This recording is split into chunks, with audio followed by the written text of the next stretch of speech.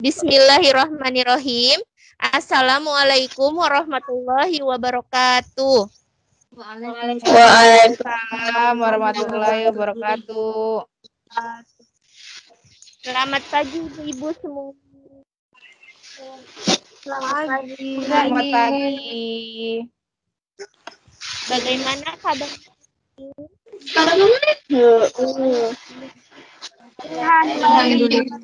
Alhamdulillah.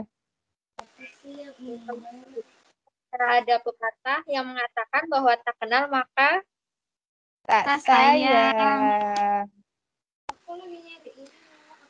Oke, baik.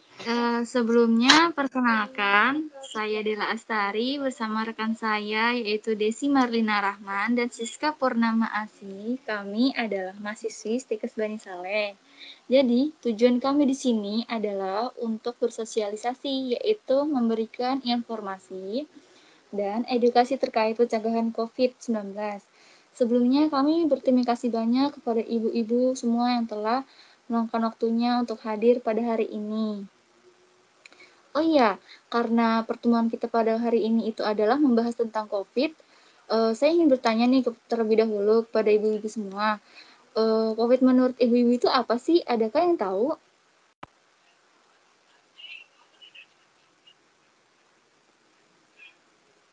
COVID menurut ibu-ibu itu apa sih? Ada yang tahu? virus berbahaya, Bu. Oh iya, bagus. Kalau virusnya itu berasal dari mana ya? Dari Cina. Cina.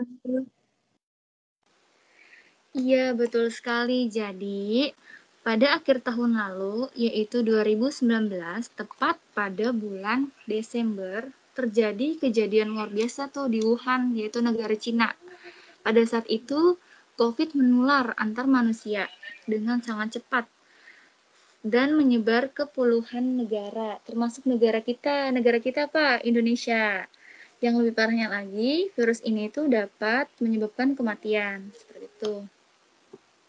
COVID-19 ini disebabkan oleh SARS-CoV-2, yaitu virus jenis baru dari coronavirus atau kelompok virus yang menginfeksi sistem pernafasan. Infeksi virus corona bisa menyebabkan infeksi pernapasan ringan sampai sedang, seperti flu atau infeksi sistem pernafasan dan paru-paru, seperti contohnya pneumonia. Oh iya, untuk gejala COVID-19 ini sendiri, itu apa saja ya? Ada yang tahu? Ibu-ibu, apakah ada yang tahu? Batuk dan sakit tenggorokan, Bu. Badan panas di atas 38 derajat Celcius, Bu. Benar sekali, sudah pada tahu ya gejala umumnya seperti apa. Jadi gejalanya ini ada yang ringan sampai ada yang berat. Yang ibu-ibu sebutkan tadi merupakan gejala yang ringan. Ada juga mudah lelah, mual muntah, diare, pilek, sampai hilangnya kemampuan untuk mengecap rasa atau bau. Untuk gejala beratnya itu sampai kesulitan bernafas dan nyeri dada ya.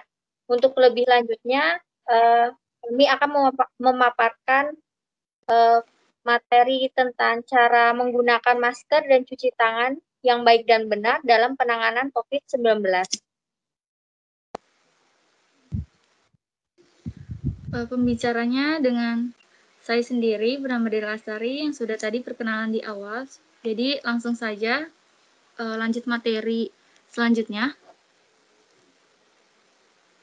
Nah, di sini ada siapa sih yang berpotensi terpapar virus corona? Yang kemungkinan itu ada dua kemungkinan. Yang pertama itu adalah orang yang memiliki riwayat perjalanan selama 14 hari yang lalu ke negara transmisi lokal COVID-19. Dan yang kedua adalah orang yang pernah merasa berkontak dengan pasien COVID-19. Seperti itu. Next. Ketika memenuhi dalam dua kriteria tersebut, yaitu bila merasa sehat, dilakukan karantina selama 14 hari. Bila merasa tidak sehat, lapor ke petugas kesehatan atau hubungi hotline Center Corona 119 untuk mendapatkan fasilitas layanan kesehatan. Selanjutnya, di sini ada gejala yang perlu diperhatikan oleh ibu-ibu. Di sini ada batuk pilek, demam lebih dari 38 derajat Celcius, sakit tenggorokan, dan sesak napas. Apabila terjadi gejala-gejala tersebut, segera hubungi petugas kesehatan. Kemudian di sini, apakah perlu jika timbul gejala tersebut itu langsung datang ke pelayanan kesehatan? Nah, di sini jika gejalanya ringan, maka lebih utamakan ke hubungi hotline Center Corona, yaitu nomornya 119 atau ke rumah sakit rujukan yang terdekat untuk mendapatkan informasi mengenai langkah selanjutnya. Maka sambil mencari informasi inilah yang perlu dilakukan. Yang pertama itu tetap hindari keluar rumah atau di rumah aja. Yang kedua adalah istirahat yang cukup supaya imunitas kita meningkat. Yang ketiga adalah perbanyak minum air putih dan makanan yang bergizi. Sama tujuannya tadi untuk meningkatkan imunitas.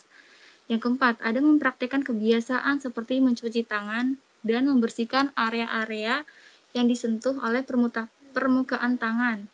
Kemudian yang terakhir adalah gunakan masker agar percikan batuk atau bersin itu tidak mengenai orang lain. Seperti itu. Next. Selanjutnya yaitu bila gejalanya cukup parah seperti sesak napas, dapat diklasifikasi kelompok rentan karena berusia lebih dari 60 tahun serta memiliki penyakit kronis seperti diabetes, hipertensi, gangguan imun, riwayat penyakit pernafasan, dan lain-lain, maka harus segera ke fasilitas kesehatan. Nah, untuk selanjutnya ini, hal-hal yang perlu diketahui ketika gejala berat tadi timbul dan harus berlanjut ke fasilitas kesehatan. Yang pertama, hal yang harus diperhatikan itu yang pertama harus gunakan masker saat ibu keluar rumah. Itu tadi ketika gejala timbulnya berat. Yang kedua itu praktikkan batuk yang tadi bersin dan benar dengan menutup siku atau dengan tisu. Terus yang ketiga ini hindari menggunakan transportasi publik karena itu akan cepat menyebarkan virus corona. Terus kemudian sebelum memberikan perawatan tenaga kesehatan di fasilitas pelayanan akan melakukan screening. Yang dilakukan yang pertama adalah jika tidak memenuhi kriteria pasien dalam pengawasan atau yang disebut dengan PDP COVID-19, maka akan dirawat inap atau rawat jalan, tergantung diagnosa yang dari dokter. Yang kedua, ini jika memenuhi kriteria PDP atau pasien dalam pengawasan, maka akan dirujuk ke salah satu rumah sakit rujukan didampingi oleh tenaga kesehatan yang menggunakan alat pelindung diri atau yang disebut dengan APD. Nah, saat di rumah sakit rujukan ini, spesimen pasien itu diambil untuk pemeriksaan lab dan pasien akan ditempatkan di ruang isolasi. Kemudian, spesimen itu dikirim ke Badan Penelitian dan Pengembangan Kesehatan. Nah, kemudian hasil pemeriksaan yang pertama kali akan keluar itu selama 24 jam. Jika hasilnya itu negatif, maka pasien akan dirawat sesuai penyebab penyakitnya. Tetapi jika hasilnya itu positif, maka pasien akan dinyatakan sebagai penderita COVID-19. Nah, pada penderita COVID-19 ini diambil sampel setiap hari dan baru akan dikeluarkan dari ruang isolasi jika pemeriksaannya itu 2 kali sampelnya berturut-turut hasilnya negatif. Inilah informasi protokol kesehatan untuk masalah COVID-19 yang perlu ditaati oleh masyarakat. Untuk sakit virus corona ini itu dapat disembuhkan ya ibu-ibu, tetapi lebih baik mencegah daripada menularkan kepada mereka yang lebih rentan, seperti itu. Kemudian di sini ada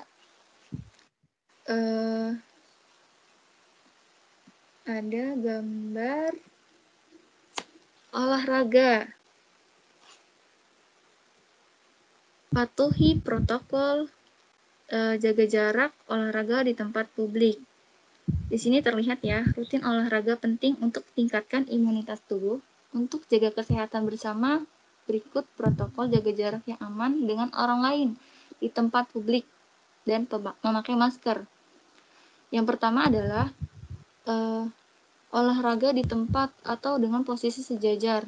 Bisa olahraga dengan jalan kaki, atau bisa olahraga dengan berlari, atau olahraga bisa bersepeda. Seperti itu. Next.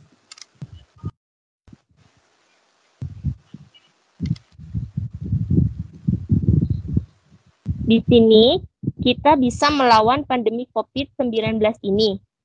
Ayo jaga jarak atau social distancing, jaga jarak sosial, kurangi kontak antar sesama manusia untuk cegah penularan pandemi COVID-19. Hindari pertemuan kelompok, konser musik, bioskop, mal, ajang olahraga, gym, karaoke, dugem, reuni, arisan, keluar kota atau keluar negeri, dan jangan memegang wajah sesering mungkin ya ibu-ibu. Untuk kewaspadaannya, makan di luar rumah, ke pasar swalayan, pesan makan atau obat, perjalanan, olahraga di ruangan, ke tempat ibadah, transportasi umum, rapat atau pertemuan, ke rumah orang, jalan kaki atau bersepeda. Di sini amannya tidak berjabat tangan, pakai hand sanitizer, cuci tangan dengan sabun, bicara jarak kurang lebih 1 meter, tidak cepaka-cepiki, nonton streaming, video call, aktivitas di rumah, dengarkan musik atau radio, dan baca buku. Jadi usahakan tidak usah keluar rumah jika itu tidak perlu sekali.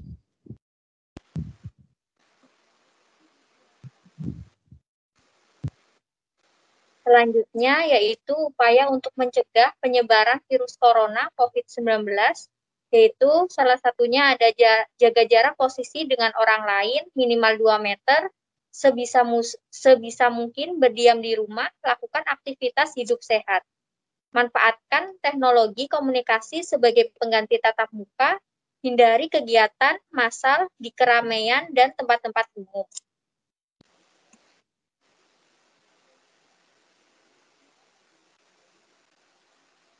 Next. Kemudian di sini ada cara pemakaian atau manfaat penggunaan dari masker. Yang pertama, manfaat penggunaan dari masker itu sendiri adalah masker mencegah masuknya karbon monoksida dan karbon dioksida serta partikel-partikel halus ke dalam tubuh. Kemudian manfaat yang kedua adalah mencegah penularan dan penyebaran penyakit. Nah, apa saja jenis masker yang tepat untuk mencegah penularan virus corona? Yang pertama itu ada masker bedah dan masker N95. Masker jenis ini memiliki tingkat penyaringan partikel mikro hingga 95% untuk direkomendasikan untuk petugas medis. Kemudian ada namanya masker kain juga yang sering kita pakai. Masker kain ini dengan 3 lapis dapat menangkal virus hingga 70% dan direkomendasikan untuk dipakai oleh masyarakat saat keluar rumah. Nah, bagaimana sih cara menggunakan masker kain yang tepat dalam mencegah virus corona ini? Pertama, bersihkan tangan. Sebelum menyentuh masker, bersihkan tangannya dengan air dan sabun ya ibu-ibu. Terus yang kedua ini adalah periksa masker. Pastikan tidak robek atau tidak bolong di maskernya. Kemudian yang ketiga itu adalah gunakan minimal 3 lapis masker kain supaya efektif menangkal penyebaran virus. Terus kemudian pastikan masker menutupi hidung hingga dagu serta tidak longgar. Kemudian gunakan masker kain tidak lebih dari 4 jam. Setelah dipakai, rendam masker kain dengan air sabun, lalu cuci hingga bersih supaya dapat dipakai kembali. Next.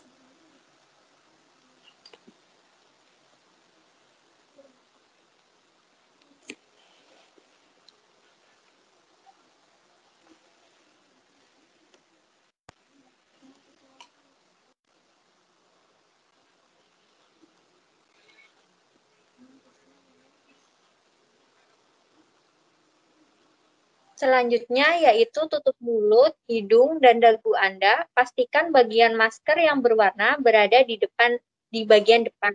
Tekan atas masker supaya mengikuti bentuk hidung Anda dan tarik ke belakang di bagian bawah dagu. Lepas masker yang telah digunakan dengan hanya memegang tali dan langsung buang ke tempat sampah. Ganti masker Anda secara rutin apabila kotor ataupun basah. Cuci tangan pakai sabun setelah membuang masker yang telah digunakan ke tempat sampah. Next. Di sini ada gambar, contoh gambarnya itu maskernya tidak boleh diturunkan ke dagu ya ibu-ibu. Jangan turunkan masker ke dagu. Di sini bagian yang terbuka ini kemungkinan ada kuman yang menempel. Ketika masker turun ke dagu, maka bagian dalam masker juga berpotensi tercemar kuman yang ada pada bagian yang terbuka tadi di dagu itu, seperti contohnya. Ketika masker dinaikkan kembali, maka mulut dan hidung berpotensi terpapar kuman, virus, atau bakteri. Seperti itu ya ibu-ibu. Jika memang harus terpaksa melepas masker, seperti saat akan make up atau berbicara di sebuah forum, hendaknya masker benar dilepas dan bukan menurunkannya ke dagu. Masker yang dilepas tetap harus dijaga bagian dalamnya supaya tidak tercemar penyakit. Misalkan nih ibu-ibu bawa pouch atau bawa plastik kecil, masukkan sebentar maskernya ke situ, lalu ketika akan dipakai, ibu-ibu keluarkan lagi dari pouch atau plastiknya tersebut. Jangan sampai terbuka bagian dalamnya ya. Kemudian di sini terlihat ya untuk cara pemakaian face shield yang benar dan yang salah. Jadi ketika kita memakai face shield itu harus juga memakai masker. Karena apa? Ketika kita bicara dengan lawan bicara, bisa jadi lawan bicara itu saat bersin tidak menutupi dengan baik tisu atau tidak ditutupi dengan siku, maka itu kemungkinan besar itu kita akan menghirup dari droplet yang keluar ketika lawan bicara kita bersin. Seperti itu. Jadi kita juga perlu masker untuk menutupi virus untuk masuk ke dalam hidung seperti itu. Next. Biasakan cuci tangan pakai sabun ya ibu-ibu dengan air mengalir. Mengapa harus mencuci tangan dengan air bersih dan sabun? Karena kuman penyakit sangat mudah ditularkan melalui tangan. Pada saat makan, kuman dengan cepat masuk ke dalam tubuh yang bisa menimbulkan penyakit. Tangan terkadang terlihat bersih secara kasat mata, namun tetap mengandung kuman. Sabun dapat membersihkan kotoran dan merontokkan kuman. Tanpa sabun, kotoran dan kuman akan masih tertinggal di tangan. Next.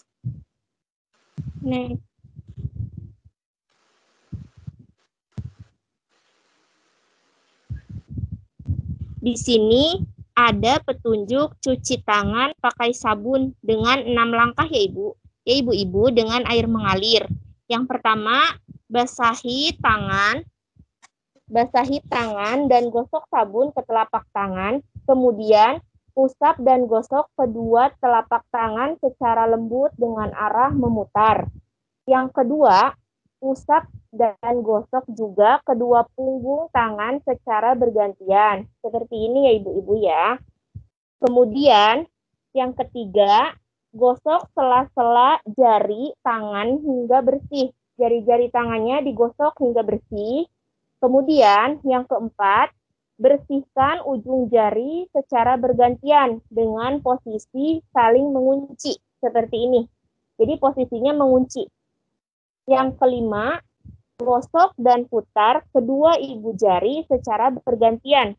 Digosok dan diputar kedua ibu jarinya secara bergantian.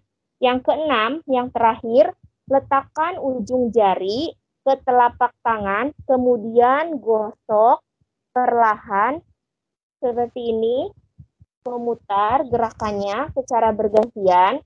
Setelah itu, bilas dengan air bersih dan keringkan.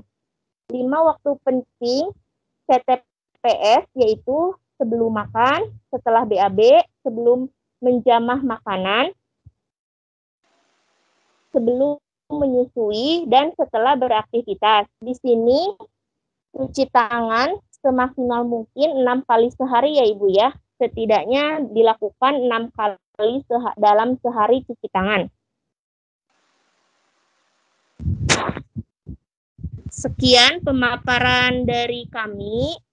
Apakah ibu-ibu ada yang ditanyakan? Apakah ada yang mau bertanya dari pemaparan kami tadi? Saya, Bu. Ya, silakan. Iya, jadi terima kasih ya, Bu. Selamat pagi untuk kita semua. Sebelumnya, perkenalkan saya Desideratrice Bu Pujenaro. Di sini saya ingin bertanya ya, Bu. Apakah COVID-19 ini dapat menular dan dari orang yang tanpa gejala? Terima kasih, Bu. Iya, terima kasih. Sama. Terima kasih. Untuk cara penularan utama penyakit ini kan melalui tetesan kecil atau droplet yang dikeluarkan pada saat seseorang batuk atau bersin ketika berinteraksi. Pada saat ini, WHO menilai bahwa risiko penularan dari seseorang yang tidak bergejala COVID-19 ini sangat kecil kemungkinannya. Namun, banyak orang yang teridentifikasi COVID-19 hanya mengalami gejala ringan, seperti batuk ringan atau tidak mengeluh sakit, yang mungkin terjadi pada tahap awal penyakit. Tapi sampai saat ini, para ahli masih terus melakukan penyelidikan tentang topik ini. Apakah sudah jelas?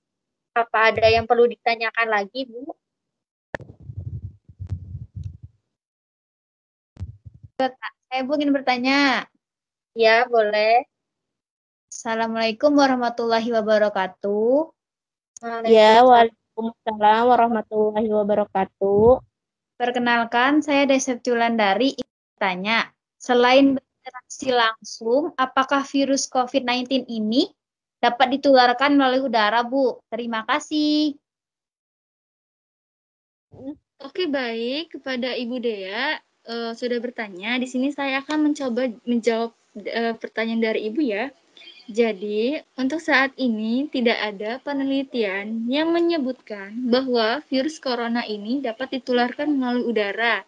Tetapi dalam penelitian hanya menyebutkan bahwa virus penyebab COVID ini dapat ditularkan melalui kontak dengan tetesan kecil atau droplet ketika seseorang itu bersin atau seseorang itu sedang batuk.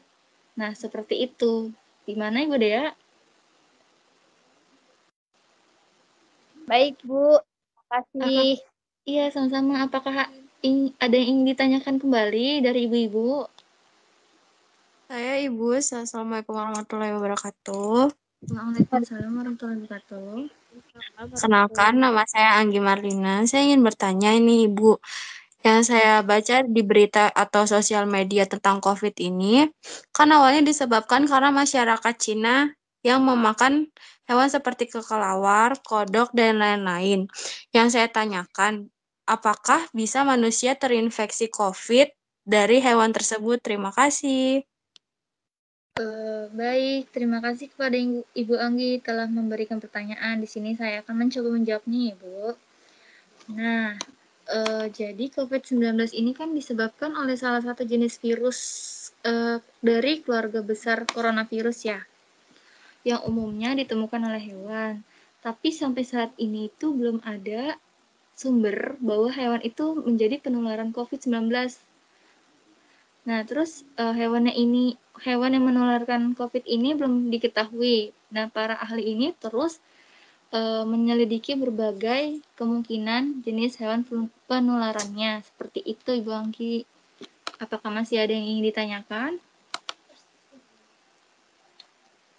Tidak, terima kasih, Bu. Sama-sama, Bu.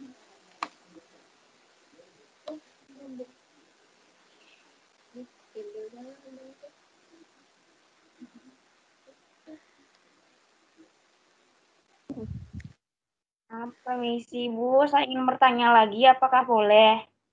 Iya, boleh. Iya, Iya, terima boleh. kasih. Di sini saya ingin bertanya ya Bu, apakah vaksin untuk virus corona sendiri sudah ada atau belum ya Bu? Terima kasih. Iya, sama-sama. Terima kasih untuk Ibu Rit. Saya akan mencoba menjawabnya. Jadi untuk vaksin mencegah infeksi COVID-19 ini masih sedang dalam tahap pengembangan dicoba ya Bu. Siapa saja yang beresiko terinfeksi COVID-19? Yang beresiko terinfeksi COVID-19, orang yang tinggal atau bepergian di daerah di mana virus COVID-19 ini bersirkulasi sangat mungkin beresiko terinfeksi. Mereka yang terinfeksi adalah orang-orang yang dalam 14 hari sebelum muncul gejala melakukan perjalanan dari negara atau wilayah terjangkit. Jadi mereka itu tidak diisolasi mandiri selama 14 hari itu, atau orang yang kontak erat seperti anggota keluarga, rekan kerja, atau tenaga medis yang merawat pasien sebelum mereka tahu pasien tersebut terinfeksi COVID-19. Seperti itu, Ibu Rina. Ibu, saya mau bertanya. Iya, Silakan. Perkenalkan, saya Ainayatul Hidayah. Saya mau bertanya, sebenarnya yang lebih sering terjangkit virus corona itu orang tua atau yang umurnya muda ya? Terima kasih. Iya, Mak. Ya, sama-sama. Sebenarnya tidak ada batasan usia untuk orang yang terinfeksi coronavirus ini. Orang-orang semuanya itu dapat terinfeksi coronavirus ini atau COVID-19. Namun orang yang lebih rentan terkena itu orang yang lebih tua, orang yang umurnya lebih dari 60 tahun, dan orang-orang dengan kondisi medis yang sudah ada sebelumnya atau punya penyakit bawaan dari dirinya sendiri, seperti asma, diabetes, penyakit jantung, hipertensi, atau tekanan darah tinggi, itu lebih rentan untuk menderita sakit parah, dan karena jika virus corona tersebut terkena sama orang-orang yang ada penyakit bawaan. Seperti itu, Ibu Ai. Makasih, Bu. Ibu, saya ingin bertanya. Iya, boleh. Perkenalkan, nama saya Arifia. Kan tadi Ibu menjelaskan gejala ringan corona ini salah satunya yaitu terdapat flu juga. Nah, bagaimana cara kita untuk membedakan antara sakit akibat corona atau influenza biasa, Bu? Terima kasih. Ya, sama-sama. Orang yang terinfeksi COVID-19 ini dan influenza akan mengalami gejala infeksi saluran pernapasan yang sama. Mungkin perbedaannya sulit dibedakan ya Ibu-Ibu, kayak seperti demam, batuk, dan pilek. Walaupun gejalanya sama, tapi penyebab virusnya berbeda-beda, sehingga kita sulit mengidentifikasi masing-masing penyakit tersebut. Pemeriksaan medis yang akurat disertai rujukan pemeriksaan laboratorium sangat diperlukan untuk mengkonfirmasi apakah seseorang terinfeksi COVID-19 atau tidak. Bagi setiap orang yang menderita demam, batuk, dan sulit bernafas, sangat direkomendasikan untuk segera mencari pengobatan dan memberitahukan ke petugas kesehatan jika mereka telah melakukan perjalanan dari wilayah terjangkit dalam 14 hari sebelum muncul gejala, atau jika mereka telah melakukan kontak erat dengan seseorang yang sedang menderita gejala infeksi saluran pernapasan. Seperti itu, Ibu. Kalau misalkan mau konfirmasi apakah positif atau negatif, harus melalui rumah sakit yang terkonfirmasi, misalkan dengan rapid. Jika rapid reaktif, maka dilanjutkan untuk tes swab supaya tahu apakah swabnya negatif atau positif. Jika swabnya itu positif, maka terkonfirmasi seseorang tersebut terkena COVID-19. Seperti itu, Ibu Arifia, bagaimana? Baik, Ibu. Terima kasih. Ya, sama-sama. Apakah ada yang bertanya lagi?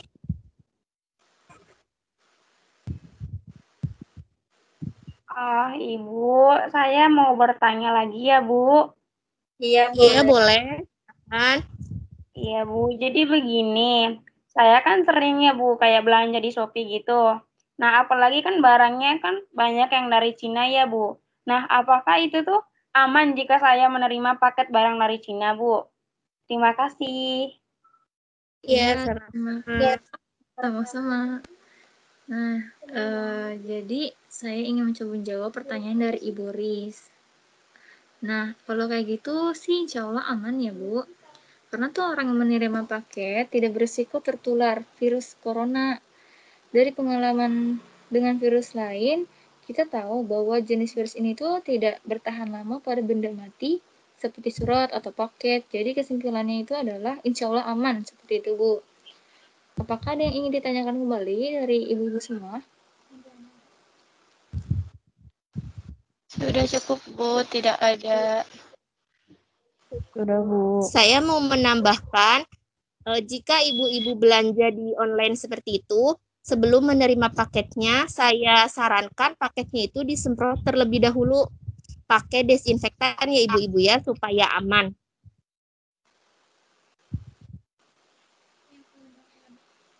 Baik, Bu. Baik. Terima kasih untuk sarannya ya, Bu. Iya, Bu. Ya, sama-sama.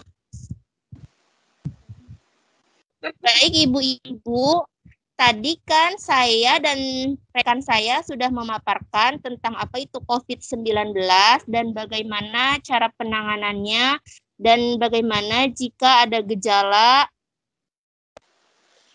Mungkin dari ibu-ibunya bisa diulang bagaimana tadi jika akan keluar rumah protokolnya. Pakai masker, Bu. Iya, Iya. betul sekali. Ada lagi? Harus jaga jarak, Bu. Jaga jaraknya Iya. minimal Iya. berapa? Kalau untuk jaga jaraknya minimal berapa meter ya, Ibu? Yang sudah 2 dijelaskan tadi. 2 meter, Bu. Iya, betul sekali. Iya, Ibu. Kemudian untuk mencegah virus corona juga kita bisa lakukan dengan cara berolahraga, gaya hidup sehat. Iya, betul. Ya, betul sekali Ibu. Tadi untuk cuci tangannya ada berapa langkah ya? Ada 6 langkah, Bu. Oh iya, betul. Selama berapa menit tadi ya dilakukan cuci tangan 6 langkahnya?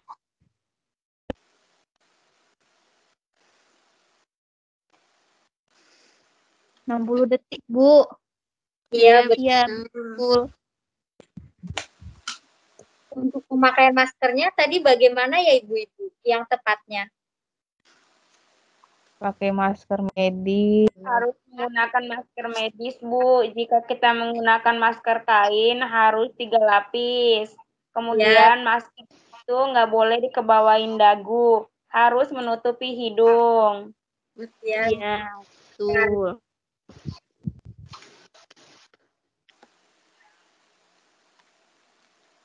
Berarti ibu-ibu di sini sudah paham ya apa yang tadi kita sudah paparkan. Iya, Sudah, Ibu. Bu. Sudah paham. Baik, terima kasih untuk ibu-ibu sekalian yang telah menyempatkan waktunya hadir dalam penyuluhan kami tentang COVID-19 ini dengan pencegahan dan berikut protokolnya. Mungkin itu saja yang dapat kami sampaikan.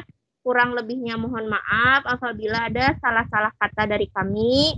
Wassalamualaikum warahmatullahi wabarakatuh. Semoga sehat selalu. Waalaikumsalam Waalaikumsalam warahmatullahi wabarakatuh.